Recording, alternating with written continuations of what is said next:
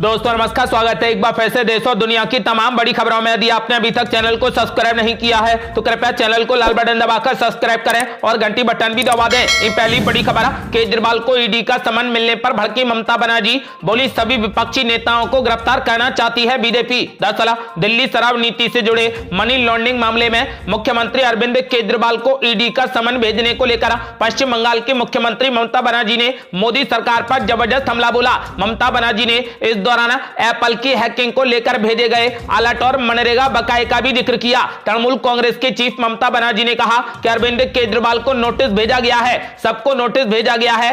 5 से 6 सांसद कह रहे हैं कि उनका मोबाइल फोन हैक हुआ है। ऐसे में बाहर के लोग हमारे देश के बारे में क्या सोचेंगे। ममता बनर्जी ने कहा कि देश को हम कभी छोटा नहीं कर सकते। ममता बनर्जी ने कहा कि बीजेपी की योजना 2024 के चुनाव से पहले सभी विपक्षी नेताओं को गिरफ्तार करने की है।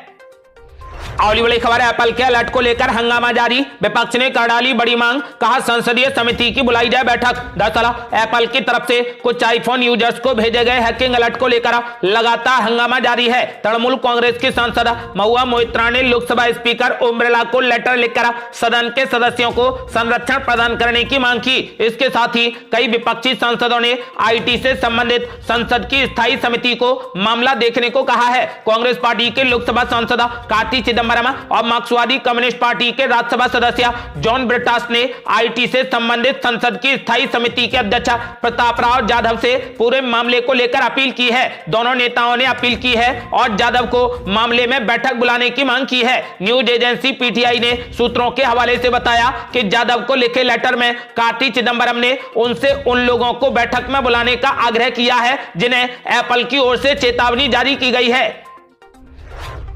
अगली बड़ी खबर, मिजोरम चुनाव के लिए सोनिया गांधी ने जारी किया वीडियो, बोली बीजेपी ने मणिपुर में समाज को बांट दिया। दरअसल मिजोरम विधानसभा की 40 सीटों पर आगामी 7 नवंबर को चुनाव होने जा रहे हैं। राज्य की सत्तारूढ़ मिजो नेशनल फ्रंट पार्टी का जोरम पीपल्स मूवमेंट और कांग्रेस पार्टी के साथ में कड़ा मुकाबला है। यहाँ पर बीजेपी भी पूरे जोर शोर से मैदान में उतरी है। इस बीच कांग्रेस पार्टी ने संसदीय दल की अध्यक्ष सोनिया गांधी का एक वीडियो जारी किया है जिसमें सोनिया गांधी मिजोरम की जनता से पार्टी के हक में वोट करने की अपील कर रही है। मिजोरम में बीजेपी के कई बड़े नेता भी चुनावी मैदान में उतरे हैं। ऐसे में कांग्रेस पार्टी के नेता राहुल गांधी से लेकर सोनिया गांधी समेत सभी दिग्गज कांग्रेसी बीजेपी पर हमलावर हो गए हैं। पूर्व अध्यक्ष सोनिया गांधी ने निशाना साधते हुए कहा कि बीजेपी और RSS की वजह से मिजोरम उत्तर भारत में ही नहीं बल्कि पूरे देश में लोकतंत्र खतरे में है। उन्होंने कहा कि वो विविधता ही नहीं बल्कि लोकतंत्र और संवाद को भी अहमियत नहीं देते हैं। आपको बता दें कि समाचार एजेंसी भाषा के मुताबिक सोनिया गांधी ने मणिपुर हिंसा के मामले को लेकर प्रधानमंत्री नरेंद्र मोदी पर पूरे तरीके से चुप्पी साध लेने का आरोप लगाया। उन्होंने कहा कि बीजेपी ने मणिपुर में समाज को बांट दिया है। सोनिया गांधी ने कहा कि 6 महीने से लोग पीड़ा झेल रहे हैं लेकिन शांति और सुलह को लेकर कोई भी प्रयास नहीं किया गया है। इसीलिए उन्होंने मिजोरम की जनता से कांग्रेस पार्टी को वोट करने की अपील की है। अगली बड़ी खबर, मल्लिकार्जुन खड़गे ने बीजेपी पर बोला जबरदस्त हमला, बोले बीजेपी ने अमीरों को बेच दिए एयरपोर्ट और कारखाने। दरअसल लोकसभा चुनाव 2024 में इंडिया गठबंधन के प्रधानमंत्री पद के उम्मीदवार के सवाल पर कांग्रेस के राष्ट्रीय अध्यक्ष मल्लिकार्जुन खड़गे ने अपनी पार्टी का रुख स्पष्ट कर दिया है। मल्लिकार्जुन खड़गे ने न्यूज एजेंसी NI से बात करते हुए इंडिया गठबंधन के प्रधानमंत्री चेहरे को लेकर कहा कि चुनकर आने के बाद सब बैठेंगे और इसके बारे में फैसला करेंगे। चुनावी रैली को संबोधित करते हुए कांग्रेस के राष्ट्रीय अध्यक्ष मल्लिकार्जुन खड़गे ने परोक्ष रूप से मोदी सरकार पर जमकर हमला बोला। उन्होंने कहा कि कांग्रेस पार्टी ने जो भी वादे किए हैं वे पूरे किए जाएंगे। कांग्रेस ने एयरपोर्ट और कारखाने बनाए, बीजेपी ने उन्हें अमीरों को बेच दिया। उन्होंने कहा कि हम सबने मिलकर बड़ी मेहनत से इस देश को बनाया है। जो आदमी देश की संपत्ति को बेचता है वो देश की भलाई के बारे में नहीं सोच सकता। आपको बता दें कि मल्लिकार्जुन खड़गे ने देश की जनता से कांग्रेस पार्टी के पक्ष में मतदान करने की अपील की है। अगली बड़ी खबर, LIC समेत सब कुछ बेच रही मोदी सरकार, बीजेपी पर भड़के KCR। दरअसल तेलंगाना में विधानसभा चुनाव के प्रचार के दौरान सभी पार्टियां एक दूसरे पर जमकर आरोप लगा रही हैं। तेलंगाना के सत्तुपल्ली में एक चुनावी रैली को संबोधित करते हुए राज्य के मुख्यमंत्री KCR ने भी प्रधानमंत्री नरेंद्र मोदी और बीजेपी पर जमकर हमला बोला। उन्होंने आरोप लगाया है कि मोदी सरकार LIC सहित सब कुछ बेच रही है और सरकार की ये नीति पूरे तरीके से खराब है। मुख्यमंत्री KCR ने चुनावी रैली में आरोप लगाया लगाया है कि प्रधानमंत्री मोदी के गुजरात सहित उत्तर भारत में दलितों पर हमलों के मामले सामने आ रहे हैं। उन्होंने कहा कि चाहे कुछ भी हो जाए, तेलंगाना में बीआरएस जीतने जा रही है, इसे कोई नहीं रोक सकता। उन्होंने एक सर्वे का हवाला देते हुए कहा कि तेलंगाना में 72 से 75 सीटों के साथ केसीआर की हैट्रिक की भविष्यवाणी की गई है। राज्य में 30 नवंबर को मतदान होने वाले हैं और 3 दिसंबर को मतों की गिनती की जाएगी। इसे लेकर सभी पार्टियां राज्य में ताबड़तोड़ प्रचार कर रही हैं। इसी के मद्देनजर केसीआर ने बीजेपी पर जमकर हमला बोला। उन्होंने आरोप लगाया है कि मोदी सरकार एलआईसी सहित सब कुछ बेच रही है। उन्होंने कहा कि सरकार की यह नीति पूरे तरीके से खराब है। उन्होंने ऐलान कर दिया है कि तेलंगाना में तीसरी बार बीआरएस हैट्रिक लगाने जा रही है। आड़ी बड़ी खबर, राहुल गांधी ने केसीआर पर बोला जबरदस्त हमला।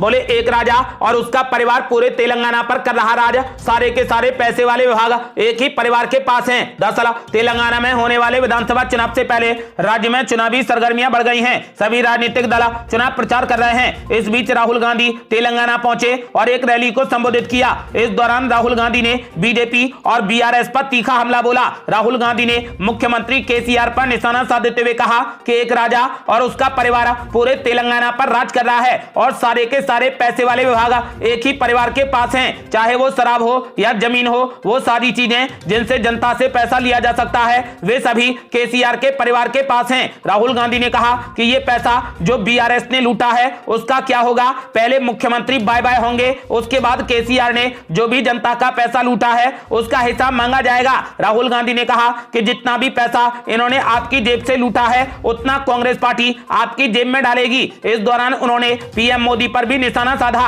राहुल गांधी ने कहा कि मैं नरेंद्र मोदी नहीं हूं, जो वादा करता हूं उसे पूरा करता हूं। उन्होंने कहा कि मोदी ने कहा था कि आपके अकाउंट में 15 लाख रुपए डालूंगा, आपके अकाउंट में एक भी रुपया नहीं आया, लेकिन अडानी के अकाउंट में लाखों करोड़ रुपए चले गए। पीएम मोदी पर हमला करते हुए राहुल गांधी ने कहा कि मैं मोदी नहीं, जो भी वादा करता हूं उसे पूरा करके दिखाता हूं। इस दौरान राहुल गांधी ने तेलंगाना की जनता से कांग्रेस पार्टी को वोट करने की अपील की है।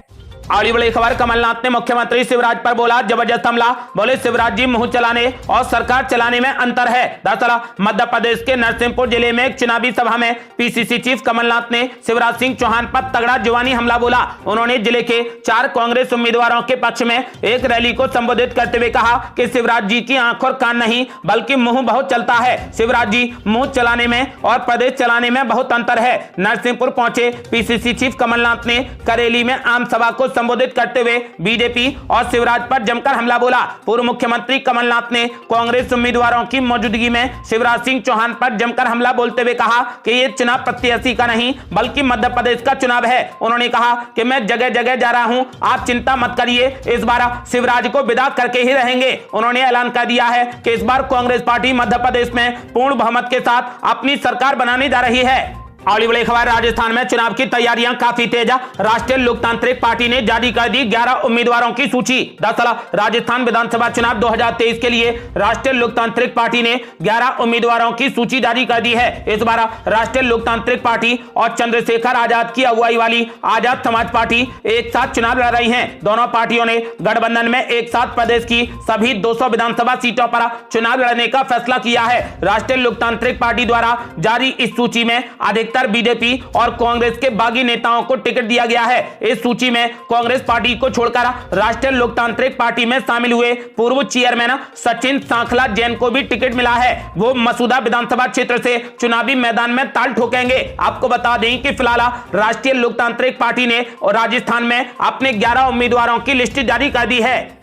अगली बड़ी खबर, हिंसक हुआ मराठा आंदोलन। हिंसा में 12 करोड़ रुपए की संपत्ति स्वाहा, 141 मामले दर्ज, अब तक 168 लोग किए गए गिरफ्तार। दरअसल मराठा आरक्षण आंदोलन ने हिंसक रूप धारण कर लिया है और महाराष्ट्र में जगह जगह प्रदर्शन देखे गए हैं। इस दौरान राजनीतिक पार्टियों के कार्यालय को भी निशाना बनाया गया है। वहीं हिंसक प्रदर्शन को देखते हुए अब तक महाराष्ट्र में 140 से अधिक मामले दर्ज किए गए हैं, जबकि 168 लोगों को भी गिरफ्तार किया गया है। ये जानकारी महाराष्ट्र के डीजीपी ने दी है। डीजीपी ने कहा कि मराठा आरक्षण को लेकर अलग अलग जगहों पर आंदोलन हुए हैं। कुछ आंदोलन शांतिपूर्ण थे तो कुछ उपद्रवी थे। कई जगहों पर सार्वजनिक संपत्ति को भी भारी नुकसान पहुंचाया गया है। पूरे महाराष्ट्र में 141 मामले दर्ज किए गए हैं और कुल मिलाकर 168 लोगों को गिरफ्तार किया गया है। आपको बता दें कि राज्य पुलिस के अधिकारियों ने कहा कि कानून व्यवस्था बिगाड़ने वालों पर सख्त कार्रवाई की जाएगी। पुलिस को निर्देश दिए गए हैं कि अगर कोई भी कानून व्यवस्था को बिगाड़ने की कोशिश करे तो उसके खिलाफ कड़ी से कड़ी कार्रवाई की जाए। अगली बड़ी खबर, आज अरविंद केजरीवाल से पूछताछ करेगी ईडी। आज केजरीवाल के गिरफ्तार होने की आशंका। दरअसल दिल्ली शराब घोटाले के मामले में ईडी द्वारा मुख्यमंत्री अरविंद केजरीवाल को समन जारी करने के बाद अरविंद केजरीवाल को लेकर दिल्ली के सियासी गलियारे में चर्चा चरम पर है। इस बीच ये पूछे जाने पर कि अगर दिल्ली के मुख्यमंत्री अरविंद केजरीवाल आज गिरफ्तार हो जाते हैं तो आम आदमी पार्टी की रणनीति क्या होगी। इस सवाल के जवाब में दिल्ली सरकार में मंत्री सौरभ भारद्वाज ने कहा कि इस मसले पर आगे की रणनीति पार्टी के वरिष्ठ नेता तय करेंगे। मंत्री सौरभ भारद्वाज ने कहा कि मुख्यमंत्री अरविंद केजरीवाल की गिरफ्तारी पर पार्टी की रणनीति वरिष्ठ नेता ही तय करेंगे। इसके आगे उन्होंने यह भी कहा कि अगर पूरी पार्टी जेल में होगी या सारे नेता ही जेल में डाल दिए जाएंगे तो सरकार और पार्टी भी जेल से ही चलेगी। बीजेपी यही चाहती है, केंद्र सरकार भी यही चाहती है। आप ही बताओ, हर कोई जेल में होगा तो सरकार भी वहीं से चलेगी ना। वे चाहते हैं कि मुफ्त शिक्षा, मुफ्त बिजली, मुफ्त पानी, मुफ्त तीर्थ यात्रा, अस्पताल और मोहल्ला क्लिनिक सब बंद हो जाएं, सब ठप हो जाएं। यही केंद्र सरकार चाहती है, लेकिन मुख्यमंत्री अरविंद केजरीवाल ऐसा नहीं होने देंगे, चाहे कुछ भी हो जाए। आपको बता दें कि फिलहाल आज ईडी मुख्यमंत्री केजरीवाल से पूछताछ करेगी। अगली बड़ी खबर, राजस्थान में शुरू हो गया बीजेपी के दिग्गज नेताओं का नामांकन। मुख्यमंत्री योगी के बाद अब पहुंचेंगे ये बड़े नेता। दरअसल राजस्थान विधानसभा चुनाव के लिए भारतीय जनता पार्टी के दिग्गज नेताओं का नामांकन अब शुरू हो गया है। नामांकन के साथ ही बीजेपी का चुनाव प्रचार भी शुरू हो गया है। इसकी शुरुआत बुधवार को अलवर के तिजारा से उत्तर प्रदेश के मुख्यमंत्री योगी आदित्यनाथ ने कर दी है। यूपी के मुख्यमंत्री योगी आदित्यनाथ ने तिजारा से विधानसभा चुनाव लड़ रहे बाबा बालकनाथ के नामांकन में हिस्सा लिया और उसके बाद बड़ी संख्या में मौजूद बुलडोजरों के साथ में जनसभा को संबोधित किया। आने वाले 4 दिनों में बीजेपी के कई दिग्गज नेताओं का मेला राजस्थान के अलग अलग इलाकों में लगने वाला है। राजस्थान बीजेपी का सबसे बड़ा चेहरा पूर्व मुख्यमंत्री वसुंधरा राजे 4 नवंबर को अपना नामांकन झालावाड़ में दाखिल करेंगी। माना जा रहा है कि उनके नामांकन में बीजेपी के राष्ट्रीय अध्यक्ष जेपी नड्डा या देश के गृह मंत्री अमित शाह भी शामिल हो सकते हैं। अगली बड़ी खबर, इंडिया गठबंधन में बड़ी बगावत के आसार। अखिलेश यादव ने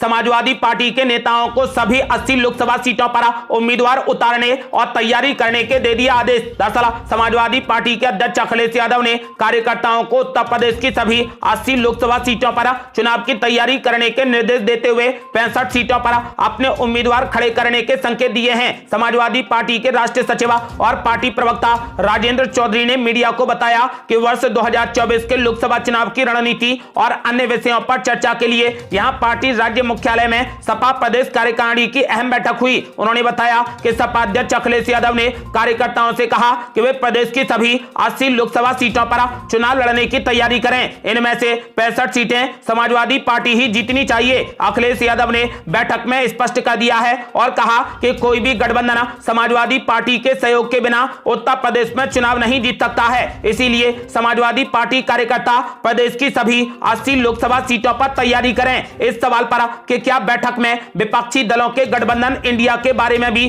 कोई बात हुई, सपा प्रवक्ता ने कहा कि अखिलेश यादव ने कहा है कि जब सीटों के बंटवारे पर बातचीत होगी तब देखा जाएगा। फिलहाल उन्होंने सभी 80 लोकसभा सीटों पर अपने उम्मीदवार खड़े करने का ऐलान कर दिया है। ये थी अब तक की बेहद बड़ी खबरें। रोजाना की ताजा खबरों को जानने और हमसे जुड़ने के लिए चैनल को लाल बटन दबाकर सब्सक्राइब करें और घंटी बटन भी दबा दें। जल्दी मिलते हैं बड़ी अपडेट के साथ, तब तक के लिए जय हिंद, जय भारत।